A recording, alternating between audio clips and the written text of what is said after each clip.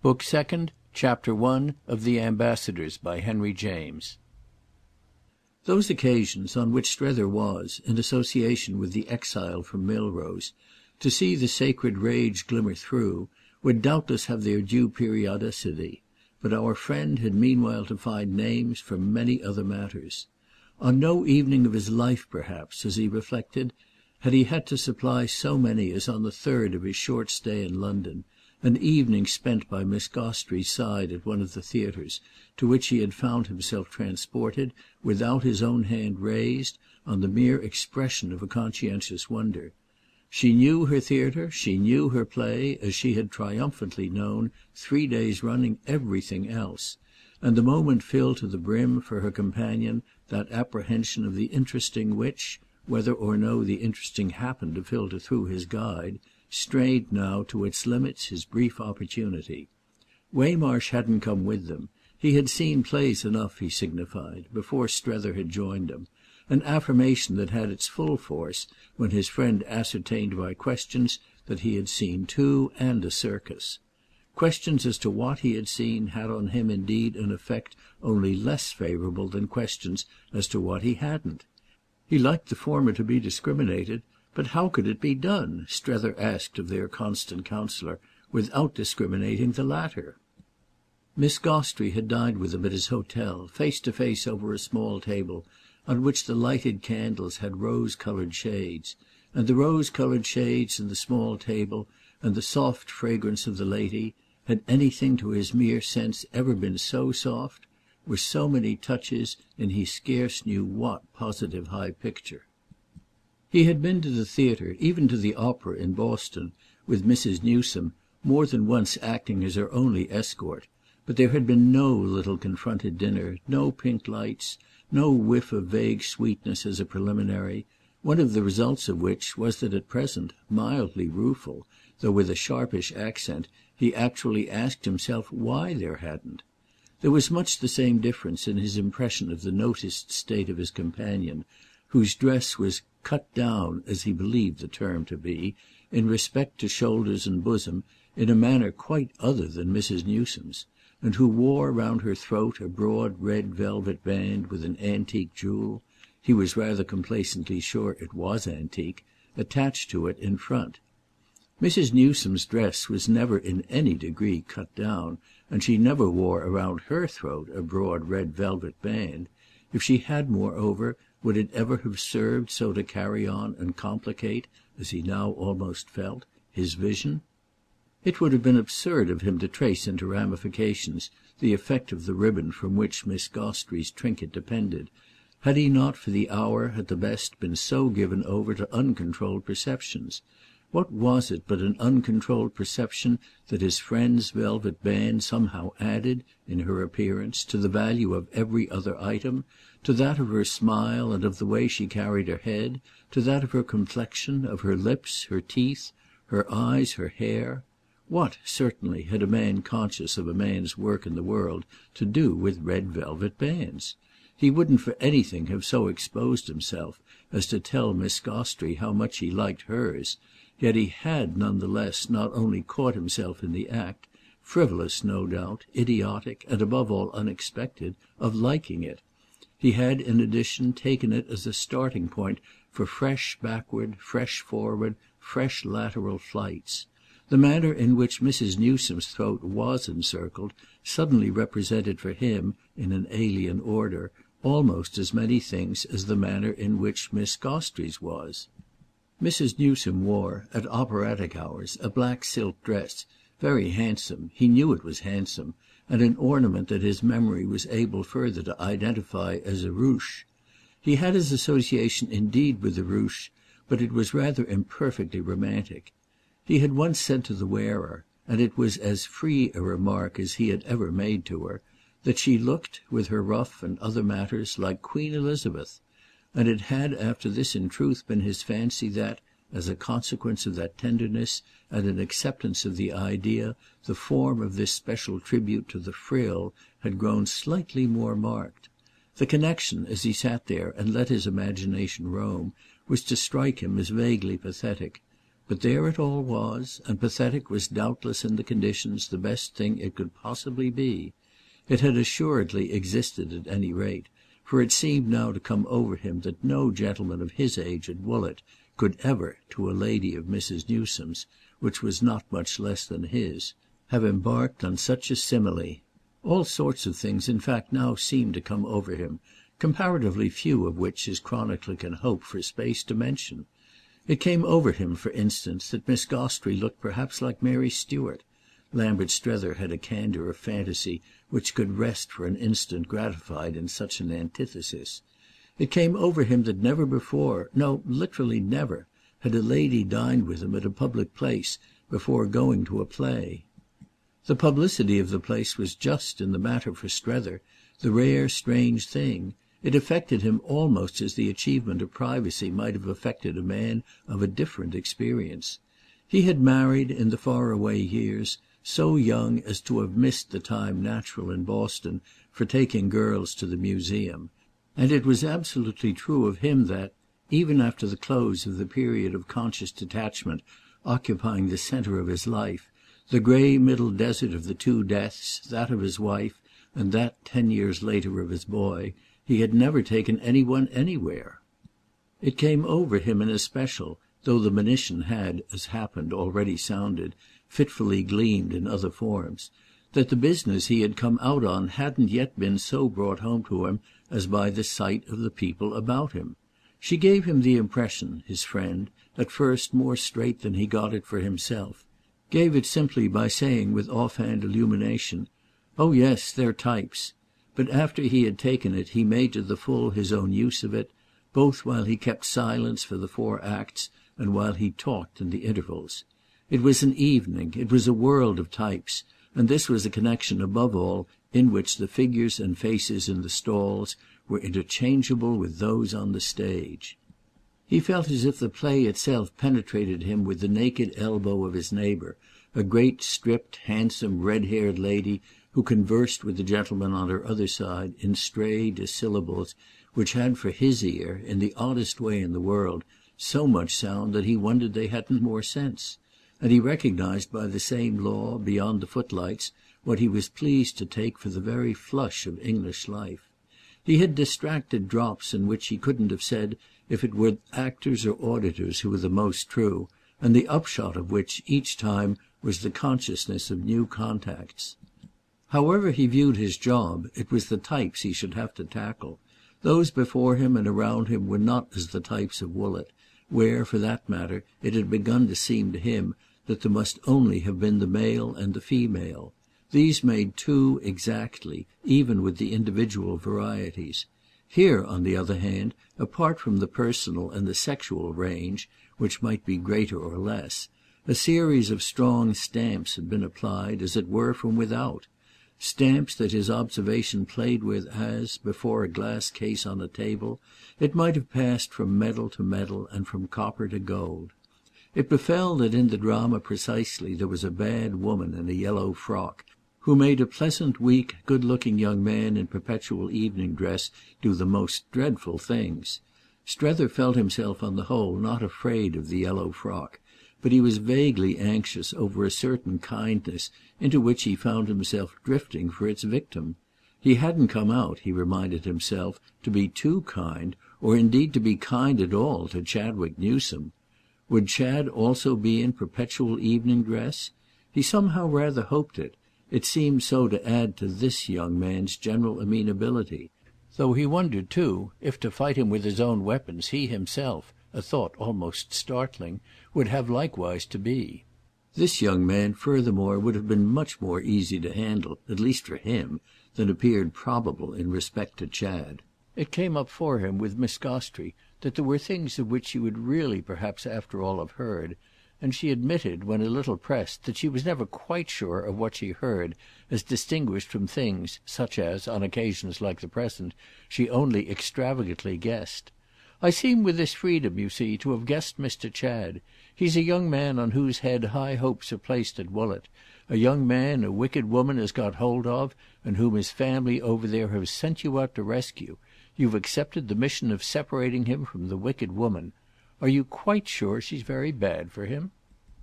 Something in his manner showed it as quite pulling him up. "Of course we are. Wouldn't you be?" "Oh I don't know. One never does one, beforehand? One can only judge on the facts. Yours are quite new to me. I'm really not in the least, as you see, in possession of them. So it will be awfully interesting to have them from you. If you're satisfied, that's all that's required. I mean if you're sure you are sure. Sure it won't do." "That he should lead such a life? Rather!" "Oh but I don't know, you see, about his life. You've not told me about his life. She may be charming. His life." "Charming?" Strether stared before him. "She's base, venal, out of the streets." "I see. And he?" "Chad, wretched boy?" "Of what type and temper is he?" she went on as Strether had lapsed. "Well, the obstinate."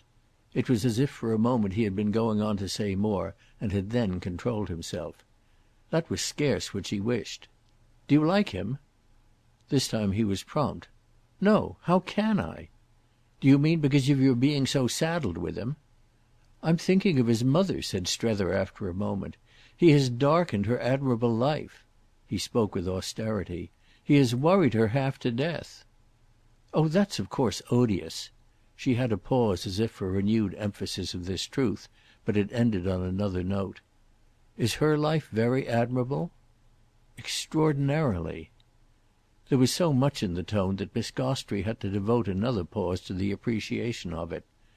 "And has he only her? I don't mean the bad woman in Paris," she quickly added, "for I assure you I shouldn't even at the best be disposed to allow him more than one.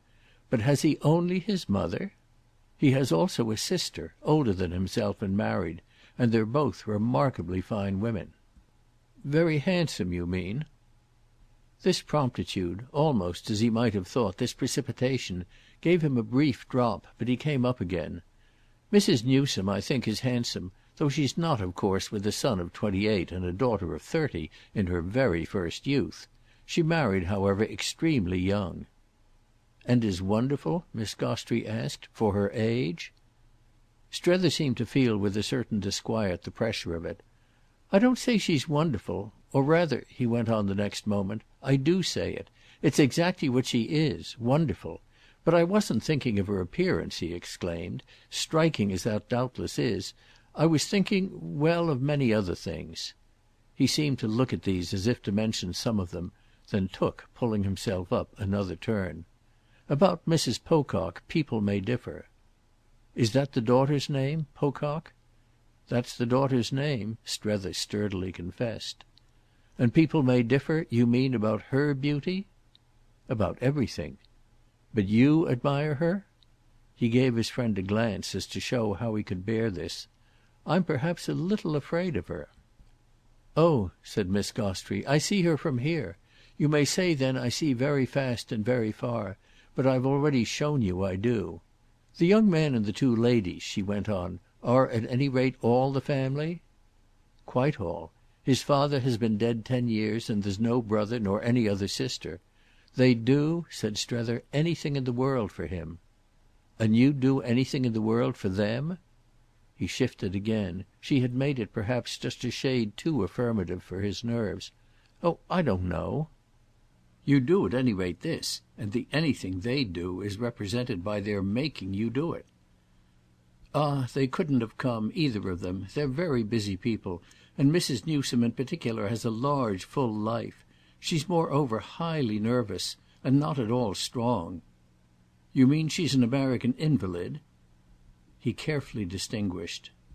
"There's nothing she likes less than to be called one, but she would consent to be one of those things, I think," he laughed, "if it were the only way to be the other." "Consent to be an American in order to be an invalid?" "No," said Strether, "the other way round. She's at any rate delicate, sensitive, high-strung. She puts so much of herself into everything." Ah, Maria knew these things. "That she has nothing left for anything else? Of course she hasn't. To whom do you say it? High-strung? Don't I spend my life, for them, jamming down the pedal? I see moreover how it is told on you." Strether took this more lightly. "Oh I jam down the pedal too." "Well," she lucidly returned, "we must from this moment bear it on together with all our might." and she forged ahead. "Have they money?" But it was as if, while her energetic image still held him, her inquiry fell short. "Mrs. Newsome," he wished further to explain, "hasn't moreover your courage on the question of contact.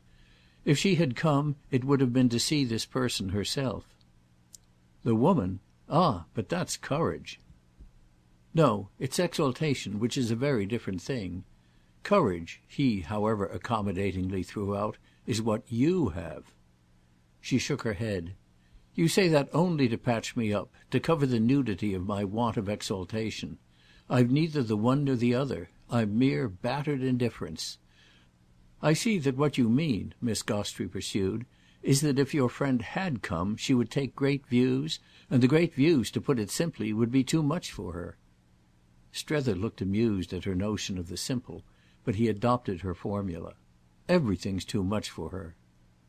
"Ah then such a service as this of yours—" "Is more for her than anything else? Yes, far more. But so long as it isn't too much for me." "Her condition doesn't matter? Surely not. We leave her condition out. We take it, that is, for granted. I see it, her condition, as behind and beneath you, yet at the same time I see it as bearing you up." "Oh it does bear me up!" Strether laughed. "Well then, as yours bears me, nothing more's needed." With which she put again her question. "Has Mrs. Newsome money?" This time he heeded. "Oh plenty. That's the root of the evil. There's money, to very large amounts, in the concern. Chad has had the free use of it a great deal. But if he'll pull himself together and come home, all the same, he'll find his account in it." She had listened with all her interest. "And I hope to goodness you'll find yours." "He'll take up his definite material reward," said Strether, without acknowledgement of this. "He's at the parting of the ways. He can come into the business now. He can't come later." "Is there a business?" "Lord, yes. A big brave bouncing business, a roaring trade." "A great shop?" "Yes, a workshop, a great production, a great industry. The concern's a manufacture, and a manufacture that, if it's only properly looked after, may well be on the way to become a monopoly. It's a little thing they make better, it appears, than other people can, or than other people at any rate do. Mr. Newsome, being a man of ideas, at least in that particular line," Strether explained, "put them on it with great effect and gave the place altogether in his time an immense lift." "It's a place in itself?" "Well, quite a number of buildings, almost a little industrial colony. But above all it's a thing. The article produced." "And what is the article produced?" Strether looked about him as if in slight reluctance to say; then the curtain, which he saw about to rise, came to his aid. "I'll tell you next time." But when the next time came he only said he'd tell her later on, after they should have left the theatre, for she had immediately reverted to their topic, and even for himself the picture of the stage was now overlaid with another image. His postponements, however, made her wonder if the article referred to were anything bad. And she explained that she meant improper or ridiculous or wrong. But Strether, so far as that went, could satisfy her. "Unmentionable? Oh no, we talk constantly of it. We are quite familiar and brazen about it. Only as a small, trivial, rather ridiculous object of the commonest domestic use, it's just wanting in, what shall I say? Well, dignity, or the least approach to distinction. Right here, therefore, with everything about us so grand—" In short, he shrank. "It's a false note?" "Sadly. It's vulgar." "But surely not vulgarer than this." Then on his wondering as she herself had done, "Then everything about us." She seemed a trifle irritated. "What do you take this for?" "Why, for, comparatively, divine." "This dreadful London theatre? It's impossible if you really want to know." "Oh then," laughed Strether, "I don't really want to know." It made between them a pause, which she, however, still fascinated by the mystery of the production at Woollett, presently broke. "Rather ridiculous? Clothes-pins? Saleratus? Shoe-polish?" It brought him round. "No, you don't even burn. I don't think you know you'll guess it." "How then can I judge how vulgar it is?" "You'll judge when I do tell you." And he persuaded her to patience. but it may even now frankly be mentioned that he in the sequel never was to tell her. He actually never did so, and it moreover oddly occurred that by the law within her of the incalculable, her desire for the information dropped, and her attitude to the question converted itself into a positive cultivation of ignorance. In ignorance she could humour her fancy, and that proved a useful freedom. She could treat the little nameless object as indeed unnameable. She could make their abstention enormously definite. That might indeed have been for Strether the portent of this in what she next said. "Is it perhaps then because it's so bad, because your industry, as you call it, is so vulgar, that Mr. Chad won't come back? Does he feel the taint? Is he staying away not to be mixed up in it?" "Oh," Strether laughed, "it wouldn't appear, would it, that he feels taints? He's glad enough of the money from it, and the money's his whole basis. There's appreciation in that. I mean, as to the allowance his mother has hitherto made him. She has of course the resource of cutting this allowance off. But even then he has, unfortunately, and on no small scale, his independent supply, money left him by his grandfather, her own father." "Wouldn't the fact you mention then," Miss Gostrey asked, "make it just more easy for him to be particular? Isn't he conceivable as fastidious about the source, the apparent and public source of his income?" Strether was able quite good-humouredly to entertain the proposition. The source of his grandfather's wealth, and thereby of his own share in it, was not particularly noble. "And what source was it?" Strether cast about. "Well, practices." "In business? Infamies? He was an old swindler?" "Oh," he said with more emphasis than spirit, "I shan't describe him nor narrate his exploits." "Lord, what abysses! And the late Mr. Newsome then?" "Well, what about him?" "Was he like the grandfather?" "No, he was on the other side of the house. And he was different." Miss Gostrey kept it up. "Better?" Her friend for a moment hung fire. "No." Her comment on his hesitation was scarce the less marked for being mute. "Thank you. Now, don't you see," she went on, "why the boy doesn't come home? He's drowning his shame." "His shame? What shame?" "What shame? Comment donc? The shame." "But where and when," Strether asked, "is the shame? Where is any shame to-day? The men I speak of, they did as every one does, and, besides being ancient history, it was all a matter of appreciation." She showed how she understood. "Mrs. Newsome has appreciated?" "Ah, I can't speak for her." "In the midst of such doings, and, as I understand you, profiting by them, she at least has remained exquisite?" "Oh, I can't talk of her," Strether said. "I thought she was just what you could talk of. You don't trust me," Miss Gostrey after a moment declared. It had its effect. "Well, her money is spent, her life conceived and carried on with a large beneficence." "That's a kind of expiation of wrongs? Gracious," she added before he could speak, "how intensely you make me see her!" "If you see her," Strether dropped, "it's all that's necessary." She really seemed to have her. "I feel that. She is, in spite of everything, handsome." This at least enlivened him. "What do you mean by everything?" "Well, I mean you." With which she had one of her swift changes of ground. "You say the concern needs looking after, but doesn't Mrs. Newsome look after it?" "So far as possible. She's wonderfully able, but it's not her affair, and her life's a good deal overcharged. She has many, many things." "And you also?" "Oh yes, I've many too, if you will." "I see. But what I mean is," Miss Gostrey amended, "do you also look after the business?" "Oh no, I don't touch the business."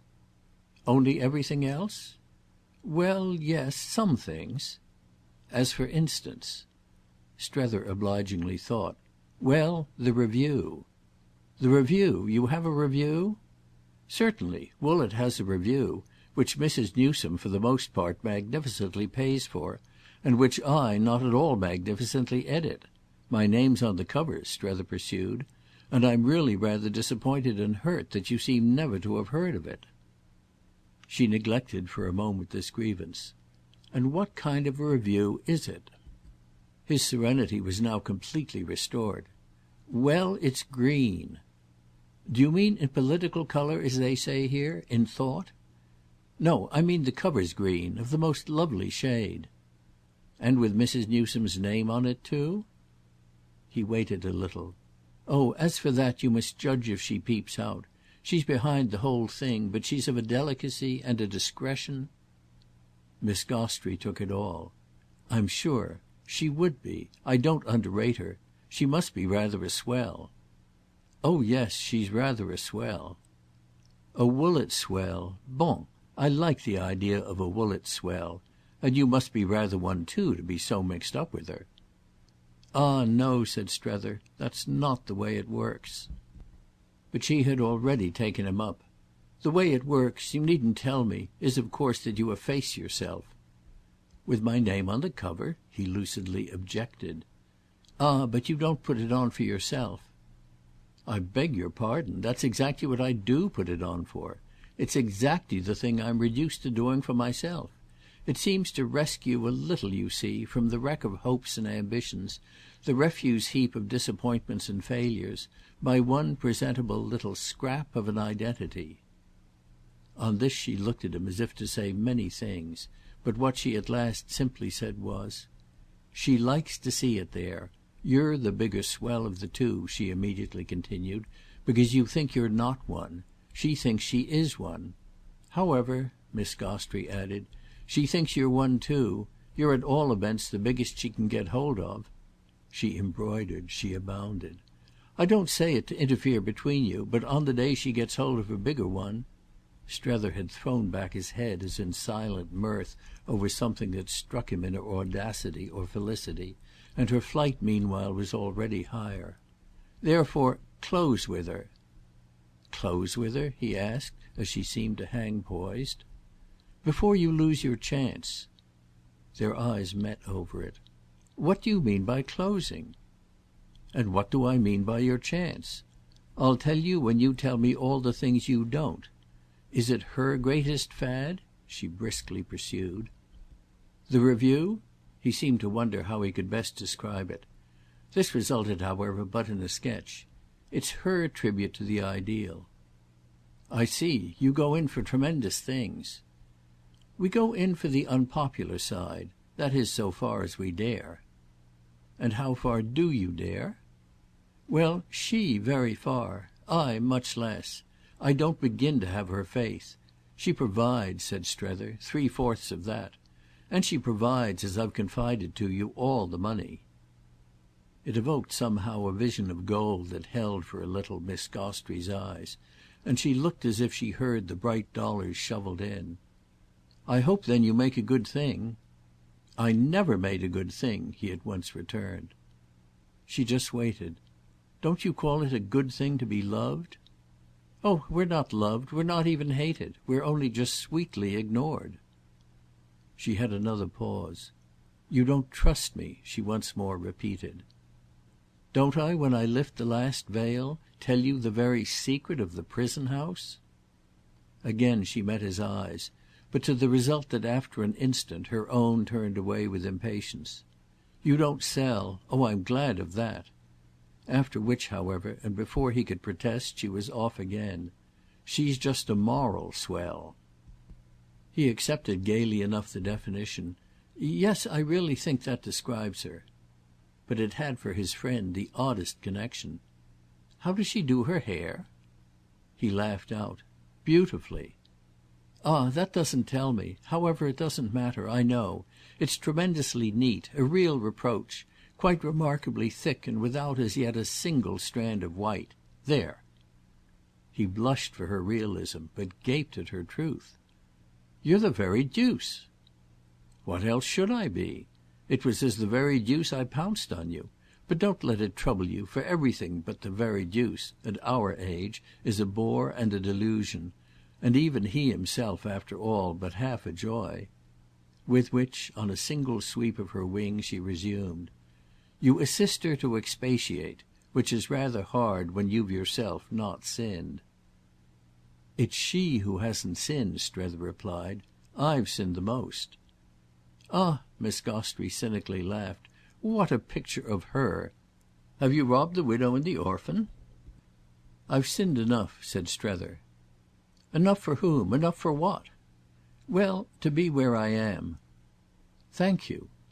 They were disturbed at this moment by the passage between their knees and the back of the seats before them of a gentleman who had been absent during a part of the performance and who now returned for the close; but the interruption left Miss Gostrey time, before the subsequent hush, to express as a sharp finality her sense of the moral of all their talk.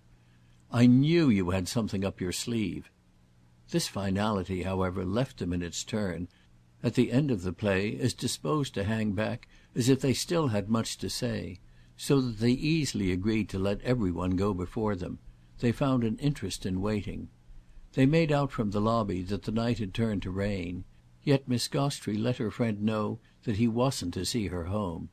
He was simply to put her, by herself, into a four-wheeler. She liked so in London, of wet nights after wild pleasures, thinking things over, on the return, in lonely four-wheelers. This was her great time, she intimated, for pulling herself together. The delays caused by the weather, the struggle for vehicles at the door, gave them occasion to subside on a divan at the back of the vestibule and just beyond the reach of the fresh damp gusts from the street. Here Strether's comrade resumed that free handling of the subject to which his own imagination of it already owed so much. "Does your young friend in Paris like you?" It had almost, after the interval, startled him. "Oh I hope not. Why should he?" "Why shouldn't he?" Miss Gostrey asked. "That you're coming down on him need have nothing to do with it." "You see more in it," he presently returned, "than I."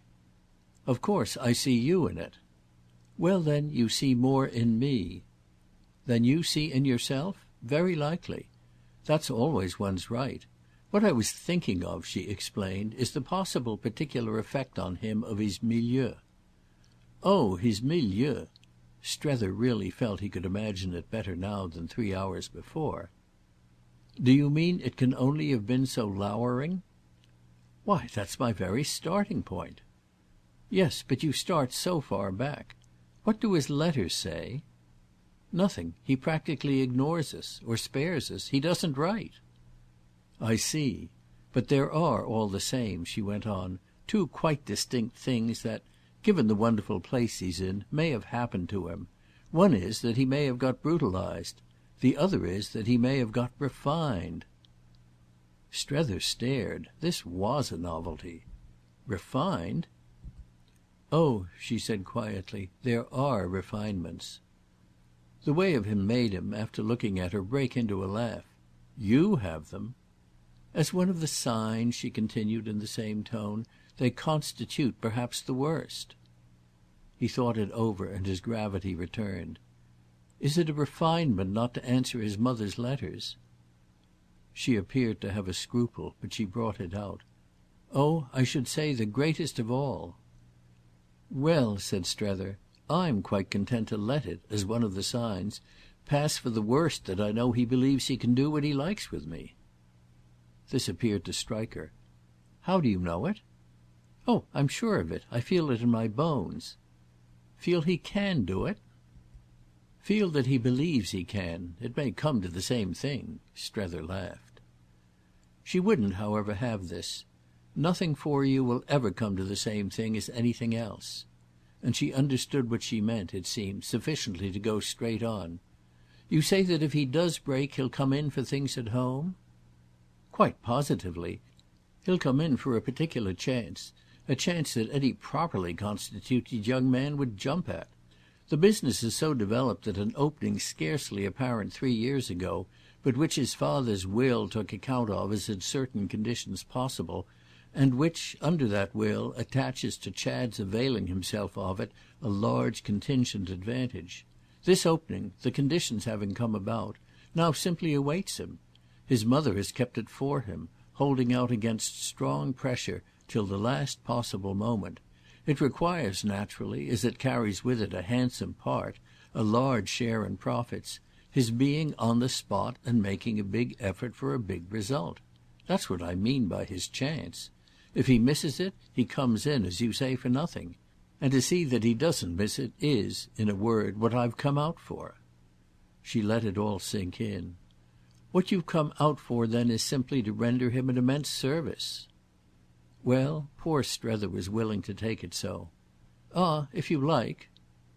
"He stands, as they say, if you succeed with him, to gain—" "Oh, a lot of advantages." Strether had them clearly at his fingers' ends. "By which you mean of course a lot of money?" "Well, not only. I'm acting with a sense for him of other things too. Consideration and comfort and security, the general safety of being anchored by a strong chain. He wants, as I see him, to be protected. Protected, I mean, from life." "Ah, voilà!" Her thought fitted with a click. "From life." "What you really want to get him home for is to marry him." "Well, that's about the size of it." "Of course," she said, "it's rudimentary. But to any one in particular?" He smiled at this, looking a little more conscious. "You get everything out." For a moment again their eyes met. "You put everything in." He acknowledged the tribute by telling her. "To Mamie Pocock." She wondered, then gravely, even exquisitely, as if to make the oddity also fit. "His own niece?" "Oh, you must yourself find a name for the relation. His brother-in-law's sister. Mrs. Jim's sister-in-law." It seemed to have on Miss Gostrey a certain hardening effect. "And who in the world's Mrs. Jim?" "Chad's sister, who was Sarah Newsome. She's married, didn't I mention it, to Jim Pocock?" "Ah yes," she tacitly replied. But he had mentioned things. Then, however, with all the sound it could have, "Who in the world's Jim Pocock?" she asked. "Why, Sally's husband. That's the only way we distinguish people in Woollett," he good-humouredly explained. "And is it a great distinction, being Sally's husband?" He considered. "I think there can be scarcely a greater, unless it may become one in the future to be Chad's wife." "Then how do they distinguish you?" "They don't, except, as I've told you, by the green cover." Once more their eyes met on it, and she held him an instant. "The green cover won't, nor will any cover, avail you with me. You're of a depth of duplicity." Still she could in her own large grasp of the real condone it. "Is Mamie a great parti?" "Oh the greatest we have. Our prettiest brightest girl." Miss Gostrey seemed to fix the poor child. "I know what they can be. And with money?" "Not perhaps with a great deal of that, but with so much of everything else that we don't miss it. We don't miss money much, you know," Strether added, "in general, in America, in pretty girls." "No," she conceded, "but I know also what you do sometimes miss." "And do you," she asked, "yourself admire her?" It was a question, he indicated, that there might be several ways of taking; but he decided after an instant for the humorous.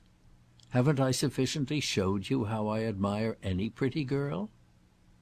Her interest in his problem was by this time such that it scarce left her freedom, and she kept close to the facts. "I supposed that at Woollett you wanted them, what shall I call it, blameless. I mean your young men for your pretty girls." "So did I," Strether confessed. "But you strike there a curious fact. The fact that Woollett too accommodates itself to the spirit of the age and the increasing mildness of manners. Everything changes, and I hold that our situation precisely marks a date. We should prefer them blameless, but we have to make the best of them as we find them. Since the spirit of the age and the increasing mildness send them so much more to Paris." "You've to take them back as they come. When they do come, bon!" Once more she embraced it all, but she had a moment of thought. "Poor Chad!" "Ah," said Strether cheerfully, "Mamie will save him." She was looking away, still in her vision, and she spoke with impatience and almost as if he hadn't understood her. "You'll save him. That's who'll save him." "Oh but with Mamie's aid. Unless indeed you mean," he added, "that I shall effect so much more with yours." It made her at last again look at him. "You'll do more, as you're so much better, than all of us put together." "I think I'm only better since I've known you," Strether bravely returned. The depletion of the place, the shrinkage of the crowd, and now comparatively quiet withdrawal of its last elements had already brought them nearer the door and put them in relation with the messenger of whom he bespoke Miss Gostrey's cab. But this left him a few minutes more which he was clearly in no mood not to use. "You've spoken to me of what, by your success, Mr. Chad stands to gain.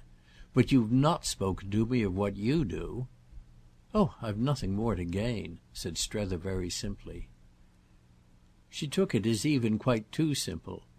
"You mean you've got it all down? You've been paid in advance?" "Ah, don't talk about payment," he groaned. Something in the tone of it pulled her up, but as their messenger still delayed she had another chance, and she put it another way. "What, by failure, do you stand to lose?" He still, however, wouldn't have it. "Nothing!" he exclaimed, and on the messenger's at this instant reappearing he was able to sink the subject in their responsive advance. When, a few steps up the street, under a lamp, he had put her into her four-wheeler, and she had asked him if the man had called for him no second conveyance, he replied before the door was closed, "You won't take me with you?" "Not for the world." "Then I shall walk." "In the rain?" "I like the rain," said Strether. "Good night." She kept him a moment while his hand was on the door by not answering; after which she answered by repeating her question. "What do you stand to lose?" Why the question now affected him as other he couldn't have said; he could only this time meet it otherwise. "Everything." "So I thought. Then you shall succeed. And to that end I'm yours." "Ah, dear lady," he kindly breathed. "Till death," said Maria Gostrey. "Good night." End of Book Second, Chapter 1. Book the Second, Chapter 2 of The Ambassadors by Henry James. Strether called, his second morning in Paris, on the bankers of the Rue Scribe, to whom his letter of credit was addressed, and he made this visit attended by Waymarsh, in whose company he had crossed from London 2 days before. They had hastened to the Rue Scribe on the morrow of their arrival, but Strether had not then found the letters, the hope of which prompted this errand. He had had as yet none at all, hadn't expected them in London, but had counted on several in Paris, and disconcerted now had presently strolled back to the Boulevard with a sense of injury that he felt himself taking for as good a start as any other. It would serve, this spur to his spirit, he reflected, as, pausing at the top of the street, he looked up and down the great foreign avenue. It would serve to begin business with. His idea was to begin business immediately, and it did much for him the rest of his day that the beginning of business awaited him. He did little else till night but ask himself what he should do if he hadn't fortunately had so much to do. But he put himself the question in many different situations and connections. What carried him hither and yon was an admirable theory that nothing he could do wouldn't be in some manner related to what he fundamentally had on hand, or would be, should he happen to have a scruple, wasted for it. He did happen to have a scruple about taking no definite step till he should get letters, but this reasoning carried it off. A single day to feel his feet—he had felt them as yet only at Chester and in London—was, he could consider, none too much, and having, as he had often privately expressed it, Paris to reckon with, he threw these hours of freshness consciously into the reckoning. They made it continually greater, but that was what it had best be if it was to be anything at all, and he gave himself up till far into the evening, at the theatre and on the return, after the theatre, along the bright congested boulevard, to feeling it grow. Waymarsh had accompanied him this time to the play, and the two men had walked together as a first stage from the Gymnase to the Café Riche, into the crowded terrace of which establishment, the night, or rather the morning, for midnight had struck, being bland and populous, they had wedged themselves for refreshment. Waymarsh, as a result of some discussion with his friend, had made a marked virtue of his having now let himself go, and there had been elements of impression in their half hour over their watered beer glasses that gave him his occasion for conveying that he held this compromise with his stiffer self to have become extreme.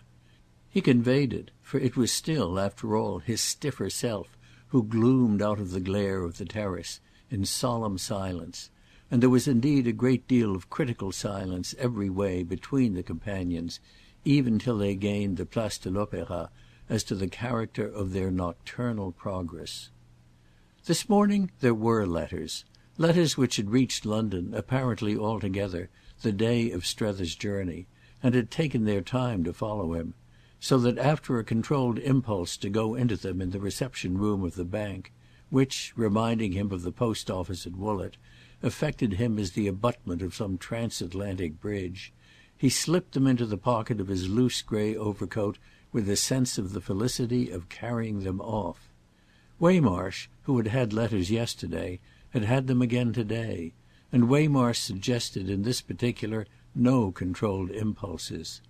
The last one he was at all events likely to be observed to struggle with was clearly that of bringing to a premature close any visit to the Rue Scribe.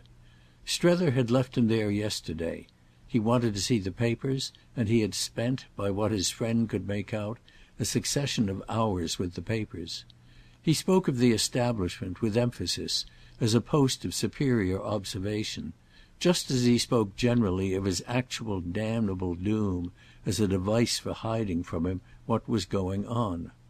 Europe was best described, to his mind, as an elaborate engine for dissociating the confined American from that indispensable knowledge, and was accordingly only rendered bearable by these occasional stations of relief, traps for the arrest of wandering Western airs. Strether, on his side, set himself to walk again. He had his relief in his pocket, and indeed, much as he desired his budget, the growth of restlessness might have been marked in him from the moment he had assured himself of the superscription of most of the missives it contained. This restlessness became therefore his temporary law. He knew he should recognise as soon as see it the best place of all for settling down with his chief correspondent. He had for the next hour an accidental air of looking for it in the windows of shops. He came down the Rue de la Paix in the sun, and passing across the Tuileries and the river, indulged more than once, as if on finding himself determined, in a sudden pause before the bookstalls of the opposite quay. In the garden of the Tuileries he had lingered, in 2 or 3 spots, to look. It was as if the wonderful Paris spring had stayed with him as he roamed. The prompt Paris morning struck its cheerful notes, in a soft breeze and a sprinkled smell, in the light flit, over the garden floor, of bare-headed girls with the buckled strap of oblong boxes, in the type of ancient thrifty persons basking betimes where terrace walls were warm, in the blue-frocked brass-labelled officialism of humble rakers and scrapers, in the deep references of a straight-pacing priest, or the sharp ones of a white-gaitered, red-legged soldier. He watched little brisk figures whose movement was as the tick of the great Paris clock, take their smooth diagonal from point to point.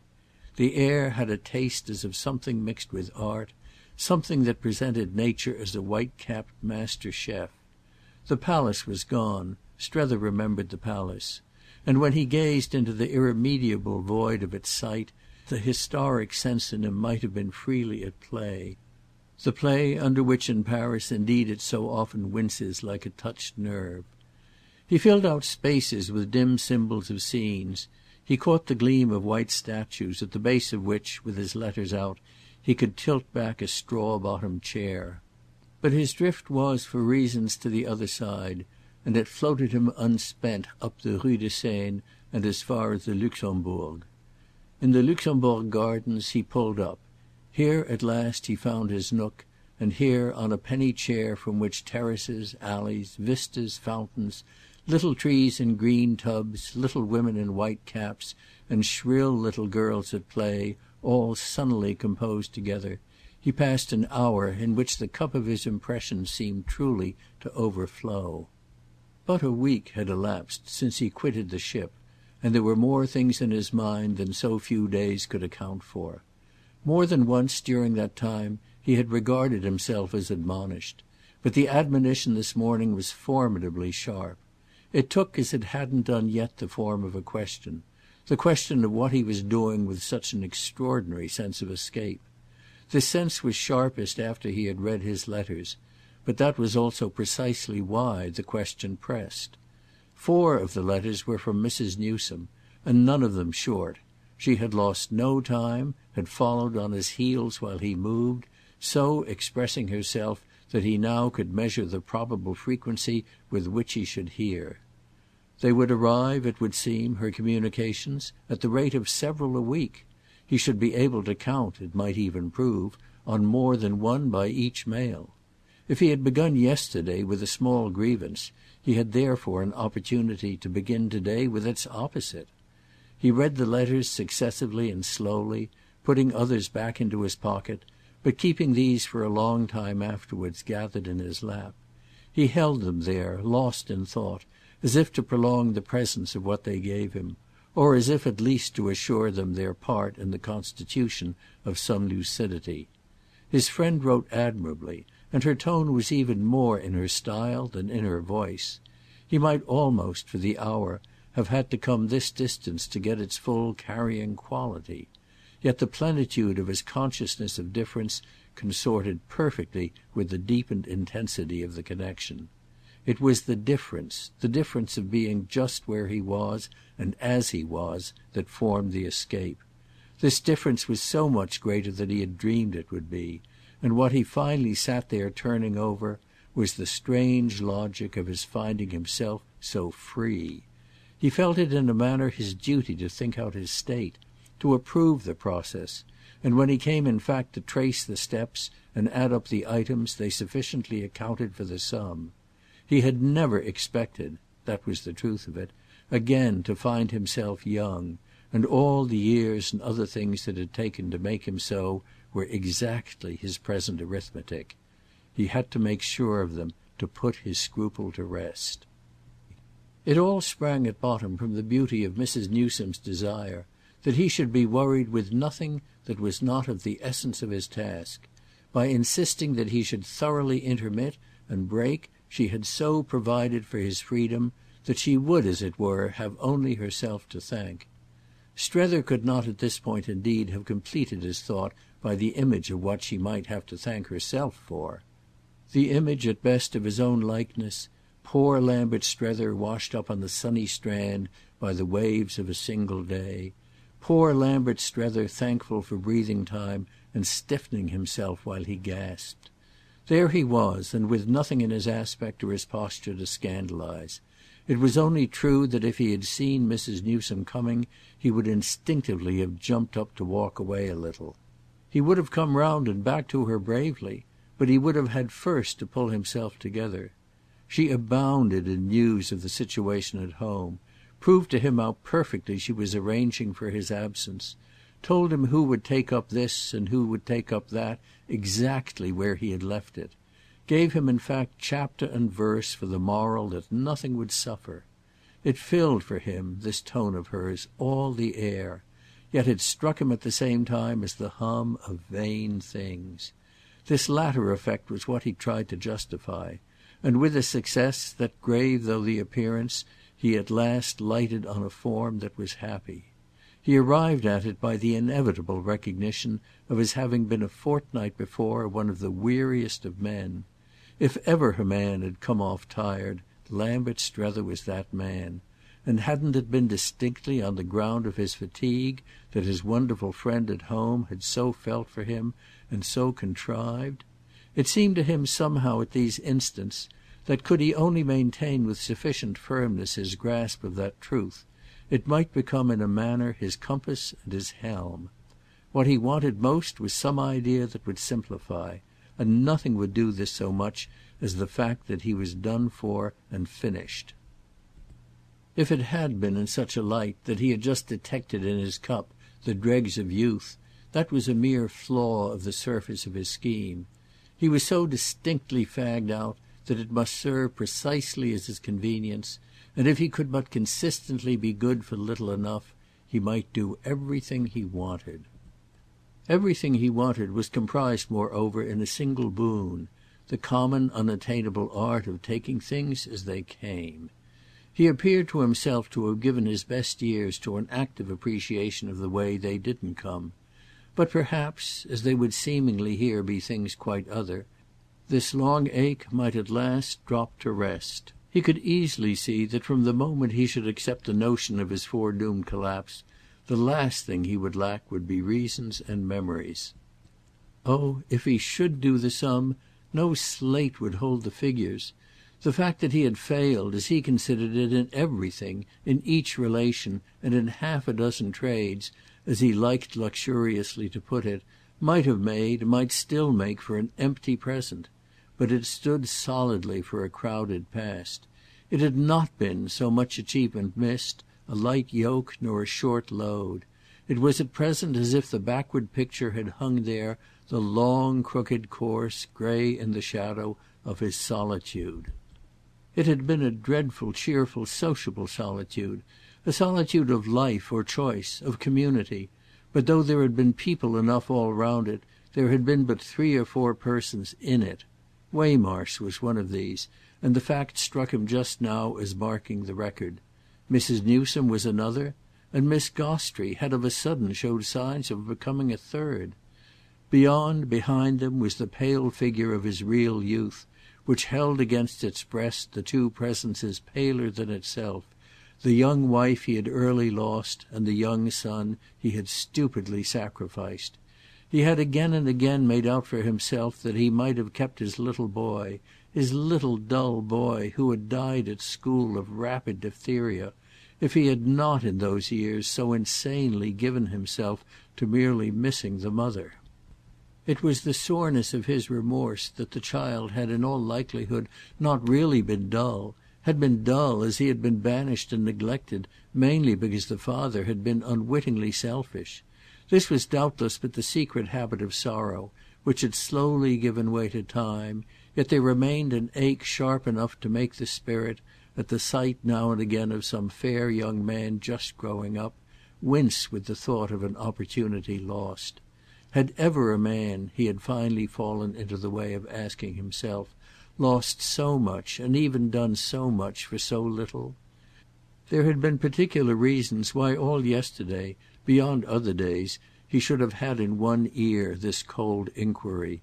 His name on the green cover, where he had put it for Mrs. Newsome, expressed him doubtless just enough to make the world as distinguished, both for more and for less, from Woollett, ask who he was.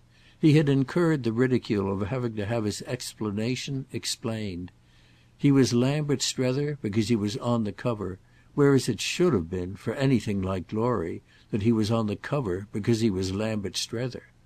He would have done anything for Mrs. Newsome, have been still more ridiculous, as he might, for that matter, have occasion to be yet, which came to saying that this acceptance of fate was all he had to show at 55. He judged the quantity as small because it was small, and all the more egregiously since it couldn't, as he saw the case, so much as thinkably have been larger. He hadn't had the gift of making the most of what he tried, and if he had tried and tried again, no one but himself knew how often, it appeared to have been that he might demonstrate what else, in default of that, could be made. Old ghosts of experiments came back to him, old drudgeries and delusions and disgusts, old recoveries with their relapses, old fevers with their chills, broken moments of good faith, others of still better doubt, adventures for the most part of the sort qualified as lessons. The special spring that had constantly played for him the day before was the recognition, frequent enough to surprise him, of the promises to himself that he had, after his other visit, never kept. The reminiscence to-day most quickened for him was that of the vow taken in the course of the pilgrimage that, newly married, with the war just over, and helplessly young in spite of it, he had recklessly made with the creature who was so much younger still. It had been a bold dash, for which they had taken money set apart for necessities, but kept sacred at the moment in 100 ways, and in none more so than by this private pledge of his own to treat the occasion as a relation formed with a higher culture, and see that, as they said at Woollett, it should bear a good harvest. He had believed, saving home again, that he had gained something great, and his theory, with an elaborate innocent plan of reading, digesting, coming back even every few years, had then been to preserve, cherish, and extend it. As such plans as these had come to nothing, however, in respect to acquisitions still more precious, it was doubtless little enough of a marvel that he should have lost account of that handful of seed. Buried for long years in dark corners at any rate, these few germs had sprouted again under 48 hours of Paris. The process of yesterday had really been the process of feeling the general stirred life of connections long since individually dropped. Strether had become acquainted even on this ground with short gusts of speculation, sudden flights of fancy in Louvre galleries, hungry gazes through clear plates behind which lemon-coloured volumes were as fresh as fruit on the tree. There were instants at which he could ask whether, since there had been fundamentally so little question of his keeping anything, the fate after all decreed for him hadn't been only to be kept.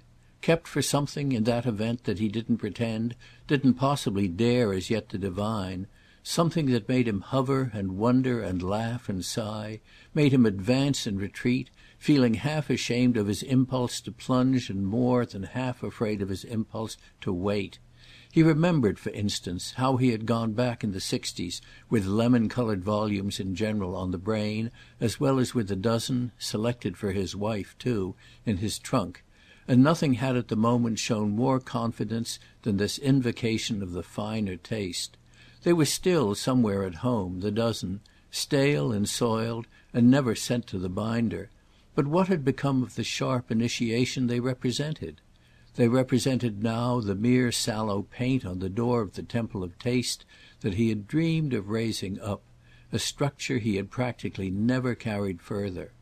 Strether's present highest flights were perhaps those in which this particular lapse figured to him as a symbol of his long grind and his want of odd moments, his want moreover of money, of opportunity, of positive dignity.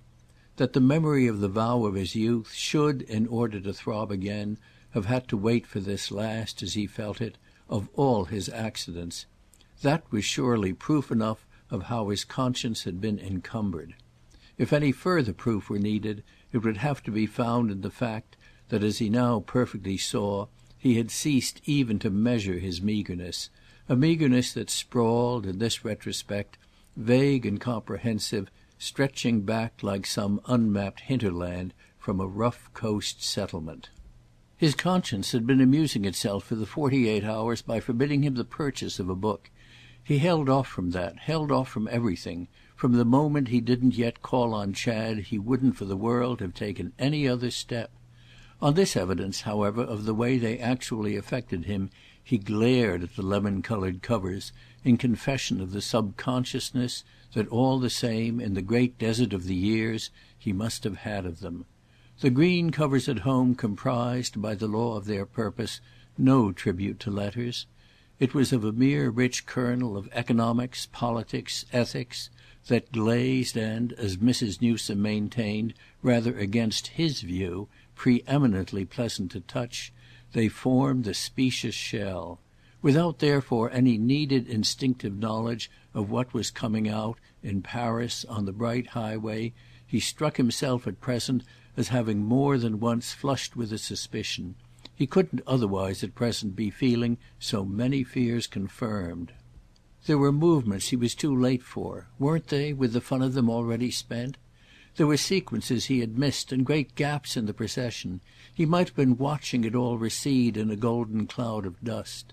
If the playhouse wasn't closed, his seat had at least fallen to somebody else.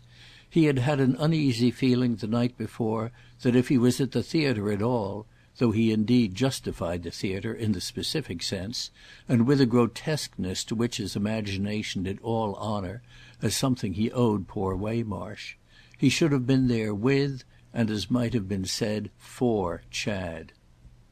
This suggested the question of whether he could properly have taken him to such a play, and what effect—it was a point that suddenly rose—his peculiar responsibility might be held in general to have on his choice of entertainment. It had literally been present to him at the Gymnase, where one was held moreover comparatively safe, that having his young friend at his side would have been an odd feature of the work of redemption, and this quite in spite of the fact that the picture presented might well, confronted with Chad's own private stage, have seemed the pattern of propriety. He clearly hadn't come out in the name of propriety but to visit unattended equivocal performances. Yet still less had he done so to undermine his authority by sharing them with the graceless youth.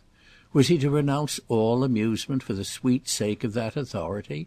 And would such renouncement give him for Chad a moral glamour? The little problem bristled the more by reason of poor Strether's fairly open sense of the irony of things. Were there then sides on which his predicament threatened to look rather droll to him? Should he have to pretend to believe, either to himself or the wretched boy, that there was anything that could make the latter worse? Wasn't some such pretence, on the other hand, involved in the assumption of possible processes that would make him better? His great uneasiness seemed to peep at him out of the imminent impression that almost any acceptance of Paris might give one's authority away. It hung before him this morning, the vast bright Babylon, like some huge iridescent object, a jewel brilliant and hard, in which parts were not to be discriminated nor differences comfortably marked. It twinkled and trembled and melted together, and what seemed all surface one moment seemed all depth the next. It was a place of which, unmistakably, Chad was fond. Wherefore if he, Strether, should like it too much, what on earth, with such a bond, would become of either of them? It all depended, of course, which was a gleam of light, on how the too much was measured, though indeed our friend fairly felt, while he prolonged the meditation I describe, that for himself even already a certain measure had been reached. It will have been sufficiently seen that he was not a man to neglect any good chance for reflection. Was it at all possible, for instance, to like Paris enough without liking it too much? He, luckily, however, hadn't promised Mrs. Newsome not to like it at all. He was ready to recognise at this stage that such an engagement would have tied his hands.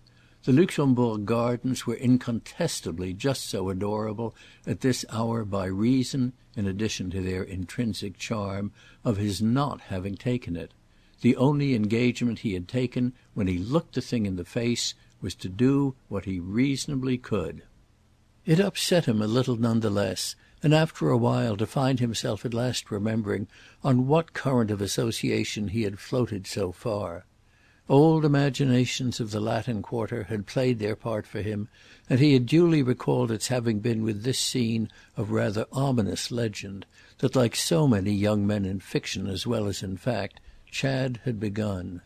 He was now quite out of it, with his home, as Strether figured the place, in the Boulevard Malesherbes, which was perhaps why, repairing, not to fail of justice either, to the elder neighbourhood, our friend had felt he could allow for the element of the usual, the immemorial, without courting perturbation. He was not at least in danger of seeing the youth and the particular person flaunt by together, and yet he was in the very air of which, just to feel what the early natural note must have been, he wished most to take counsel. It became at once vivid to him that he had originally had, for a few days, an almost envious vision of the boy's romantic privilege. Melancholy Murger, with Francine and Musette and Rodolphe at home in the copy of the tattered, one, if not he in his single self, two or three, of the unbound, the paper-covered dozen on the shelf. And when Chad had written 5 years ago, after a sojourn then already prolonged to 6 months, that he had decided to go in for economy and the real thing, Strether's fancy had quite fondly accompanied him in this migration, which was to convey him, as they somewhat confusedly learned at Woollett, across the bridges and up the Montagne Sainte-Geneviève. This was the region. Chad had been quite distinct about it, in which the best French and many other things were to be learned at least cost, and in which all sorts of clever fellows, compatriots there for a purpose, formed an awfully pleasant set. The clever fellows, the friendly countrymen, were mainly young painters, sculptors, architects, medical students; but they were, Chad sagely opined, a much more profitable lot to be with, even on the footing of not being quite one of them, than the terrible toughs (Strether remembered the edifying discrimination) of the American bars and banks round about the Opéra. Chad had thrown out, in the communications following this one, for at that time he did once in a while communicate, that several members of a band of earnest workers under one of the great artists had taken him right in, making him dine every night almost for nothing at their place, and even pressing him not to neglect the hypothesis of there being as much in him as in any of them. There had been literally a moment at which it appeared there might be something in him. There had been at any rate a moment at which he had written that he didn't know but what a month or two more might see him enrolled in some atelier. The season had been one at which Mrs. Newsome was moved to gratitude for small mercies. It had broken on them all as a blessing that their absentee had perhaps a conscience, that he was sated, in fine, with idleness, was ambitious of variety. The exhibition was doubtless as yet not brilliant, but Strether himself, even by that time much enlisted and immersed, had determined, on the part of the two ladies, a temperate approval and in fact, as he now recollected, a certain austere enthusiasm. But the very next thing that happened had been a dark drop of the curtain. The son and brother had not browsed long on the Montagne Sainte-Geneviève, his effective little use of the name of which, like his allusion to the best French, appeared to have been but one of the notes of his rough cunning. The light refreshment of these vain appearances had not accordingly carried any of them very far. On the other hand it had gained Chad time. It had given him a chance, unchecked, to strike his roots, had paved the way for initiations more direct and more deep. It was Strether's belief that he had been comparatively innocent before this first migration, and even that the first effects of the migration would not have been, without some particular bad accident, to have been deplored. There had been 3 months, he had sufficiently figured it out, in which Chad had wanted to try. He had tried, though not very hard. He had had his little hour of good faith. The weakness of this principle in him was that almost any accident attestedly bad enough was stronger. Such had at any rate markedly been the case for the precipitation of a special series of impressions. They had proved successively, these impressions, all of Musette and Francine, but Musette and Francine vulgarised by the larger evolution of the type, irresistibly sharp. He had taken up, by what was at the time to be shrinkingly gathered, as it was scantly mentioned, with one ferociously interested little person after another. Strether had read somewhere of a Latin motto, a description of the hours, observed on a clock by a traveller in Spain, and he had been led to apply it in thought to Chad's number 1, number 2, number 3. Omnes vulnerat, ultima necat. They had all morally wounded, the last had morally killed. The last had been longest in possession, that is, of whatever was left of the poor boy's finer mortality.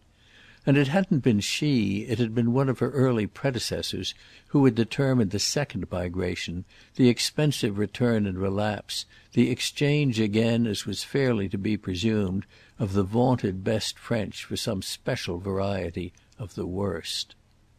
He pulled himself then at last together for his own progress back, not with the feeling that he had taken his walk in vain. He prolonged it a little, in the immediate neighbourhood, after he had quitted his chair, and the upshot of the whole morning for him was that his campaign had begun. He had wanted to put himself in relation, and he would be hanged if he were not in relation. He was that at no moment so much as while, under the old arches of the Odéon, he lingered before the charming open-air array of literature classic and casual. He found the effect of tone and tint in the long charged tables and shelves, delicate and appetizing, the impression, substituting one kind of low-priced consommation for another, might have been that of one of the pleasant cafes that overlapped under an awning to the pavement. But he edged along, grazing the tables, with his hands firmly behind him. He wasn't there to dip, to consume. He was there to reconstruct. He wasn't there for his own profit. Not, that is, the direct. He was there on some chance of feeling the brush of the wing of the stray spirit of youth. He felt it, in fact. He had it beside him. The old arcade, indeed, as his inner sense listened, gave out the faint sound, as from far off, of the wild waving of wings. They were folded now over the breasts of buried generations, but a flutter or two lived again in the turned page of shock-headed, slouch-hatted loiterers, whose young intensity of type, in the direction of pale acuteness, deepened his vision and even his appreciation of racial differences, and whose manipulation of the uncut volume was too often, however, but a listening at closed doors. He reconstructed a possible groping Chad of 3 or 4 years before, a Chad who had, after all, simply, for that was the only way to see it, been too vulgar for his privilege. Surely it was a privilege to have been young and happy just there. Well, the best thing Strether knew of him was that he had had such a dream. But his own actual business half an hour later was with the third floor on the Boulevard Malesherbes. So much as that was definite, and the fact of the enjoyment by the third-floor windows of a continuous balcony, to which he was helped by this knowledge, had perhaps something to do with his lingering for 5 minutes on the opposite side of the street. There were points as to which he had quite made up his mind, and one of these bore precisely on the wisdom of the abruptness to which events had finally committed him, a policy that he was pleased to find not at all shaken as he now looked at his watch and wondered. He had announced himself 6 months before, had written out at least that Chad wasn't to be surprised should he see him some day turn up. Chad had thereupon, in a few words of rather carefully colourless answer, offered him a general welcome, and Strether, ruefully reflecting that he might have understood the warning as a hint to hospitality, a bid for an invitation, had fallen back upon silence as the corrective most to his own taste. He had asked Mrs. Newsome, moreover, not to announce him again. He had so distinct an opinion on his attacking his job, should he attack it at all, in his own way. Not the least of this lady's high merits for him was that he could absolutely rest on her word. She was the only woman he had known, even at Woollett, as to whom his conviction was positive that to lie was beyond her art. Sarah Pocock, for instance, her own daughter, though with social ideals, as they said, in some respects different, Sarah, who was, in her way, aesthetic, had never refused to human commerce that mitigation of rigour. There were occasions when he had distinctly seen her apply it. Since, accordingly, at all events, he had had it from Mrs. Newsome that she had, at whatever cost to her more strenuous view, conformed, in the matter of preparing Chad, wholly to his restrictions, he now looked up at the fine continuous balcony with a safe sense that if the case had been bungled the mistake was at least his property. Was there perhaps just a suspicion of that in his present pause on the edge of the boulevard and well in the pleasant light? Many things came over him here, and one of them was that he should doubtless presently know whether he had been shallow or sharp. Another was that the balcony in question didn't somehow show as a convenience easy to surrender. Poor Strether had at this very moment to recognise the truth that wherever one paused in Paris the imagination reacted before one could stop it. This perpetual reaction put a price, if one would, on pauses, but it piled up consequences till there was scarce room to pick one's steps among them. What call had he, at such a juncture, for example, to like Chad's very house? High, broad, clear. He was expert enough to make out in a moment that it was admirably built. It fairly embarrassed our friend by the quality that, as he would have said, it sprang on him.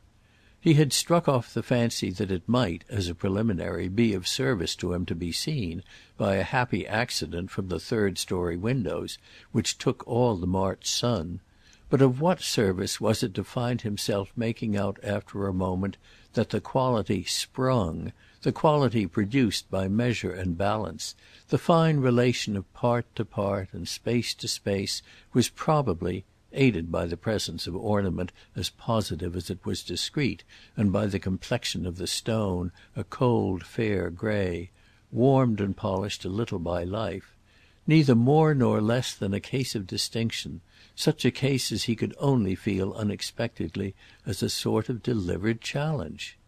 Meanwhile, however, the chance he had allowed for, the chance of being seen in time from the balcony, had become a fact.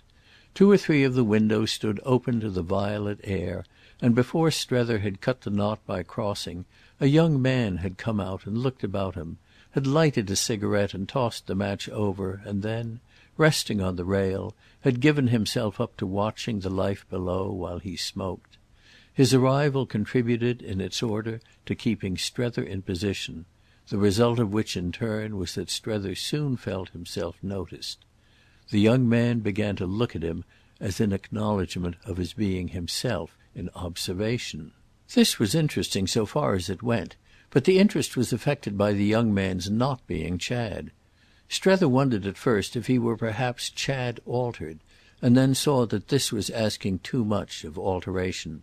The young man was light, bright and alert, with an air too pleasant to have been arrived at by patching. Strether had conceived Chad as patched, but not beyond recognition. He was in presence, he felt, of amendments enough as they stood. It was a sufficient amendment that the gentleman up there should be Chad's friend.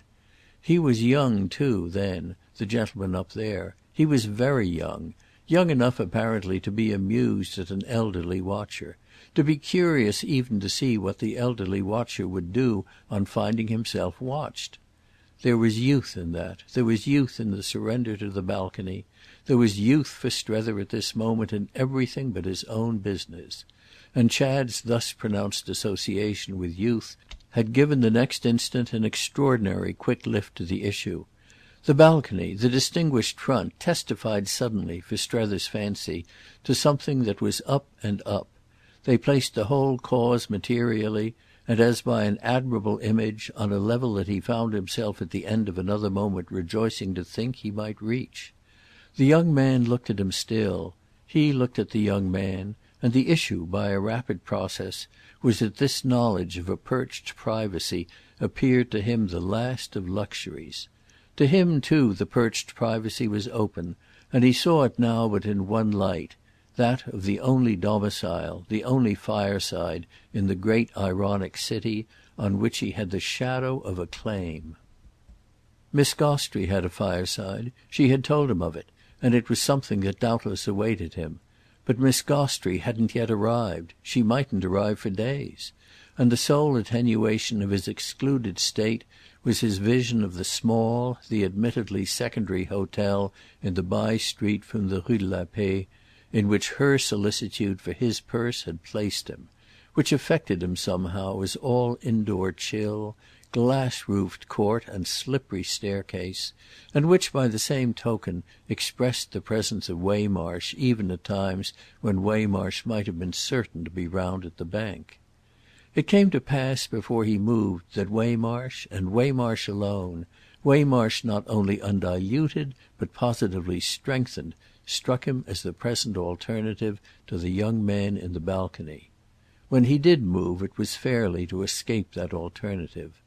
Taking his way over the street at last and passing through the porte cochère of the house was like consciously leaving Waymarsh out. However, he would tell him all about it. End of Book Second, Chapter 2.